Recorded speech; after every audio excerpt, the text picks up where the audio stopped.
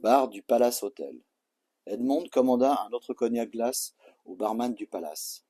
Elle s'échappait régulièrement de sa luxueuse propriété de la Licorne, 6 à Uccle. Son mariage avec Henri battait de l'aile. Elle avait 45 ans et lui 60. Elle s'ennuyait sérieusement dans cette vie de grande bourgeoise, en partageant son temps entre des œuvres de charité et des dîners en ville interminables où elle accompagnait son mari.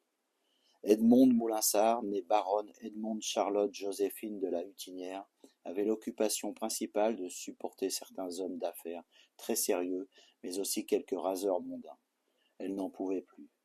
Et puis Henri n'était jamais là. C'était tout juste s'ils se croisaient dans la grande demeure. Le couple se retrouvait plus sûrement au déjeuner familial dominical. Ils se vouvoyaient et faisaient lit à part comme chez les grands bourgeois de cette époque. Edmonde était une femme au caractère bien trempé. Ces dernières années, quelques verres de trop tenaient compagnie à sa déprime. Elle fréquentait les bars des palaces bruxellois, où elle avait ses habitudes. Tous les loufiats des palaces l'avaient affublée du sobriquet de la baronne Monmonde. Parfois, quand elle était cuite, elle ressortait par la porte de service en zigzagant pour éviter les histoires et les commérages. Ce soir, elle encaissait plutôt bien. Elle regardait avec insistance le grand et beau brun impeccablement vêtu d'un costume noir qui venait de s'installer au bar et de commander un verre. Au bout de quelques minutes, Edmond profita de demander un nouveau verre afin de se rapprocher de l'homme. Désinhibée, elle eut l'audace nécessaire. Bonsoir. Alors cet americano, elle désigna le barman. Je trouve que Jeff le réussit divinement bien.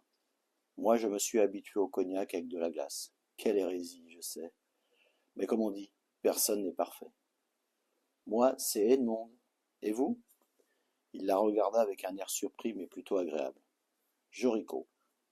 Edmond était encore très séduisante, et surtout elle dégageait un charisme irrésistible. Joricho tomba rapidement sous le charme de cette femme. Ils enchaînèrent quelques verres en continuant de discuter, en aparté, assis dans une alcôve au bout du bar. Edmond ne faisait jamais cela avec personne. Elle venait pour s'oublier, non pour accoster un homme. Edmond lui dévoila l'ennui de sa vie en détail. Joricho écoutait mais resta discret sur la sienne. Il s'inventa un métier, une sorte de représentant de commerce dans le luxe, qui le faisait voyager et fréquenter les palaces et les hôtels. Un rapport de séduction commençait à s'installer insidieusement. Il était évident qu'il se plaisait physiquement et au-delà. Enfin Edmond regarda sa montre. Mon Dieu, comme le temps passe fort agréablement en votre compagnie. Mais il est tard, et je dois rentrer. Joricho se leva avec elle. Je vous fais appeler un taxi? Ma voiture m'attend dehors. Peut-être pourrions-nous nous revoir? Euh, mardi, si vous pouvez. Je serai au Métropole. Vers 19 heures, ça vous conviendrait? Joricho acquiesça d'un hochement de tête et la regarda partir.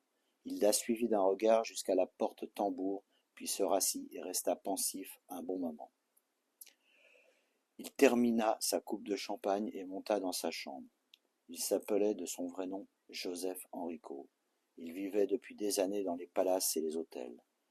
À 37 ans, il ne pouvait encore se résoudre à posséder un chez lui. C'était son existence que d'errer. Très tôt orphelin, il avait dû survivre seul dans la misère, sans véritable famille, jusqu'à ce qu'une institution disciplinaire le récupère pour des faits de délinquance juvénile. Puis il avait basculé de la case institution à la case prison à cause d'un braquage raté. À sa sortie, il avait cru préférable de s'orienter vers le crime sur commande. Bon tireur et plein de sang-froid, il était un tueur à gages reconnu et d'une remarquable habileté. Il vivait ainsi confortablement, changeant de pays régulièrement, afin de se faire oublier.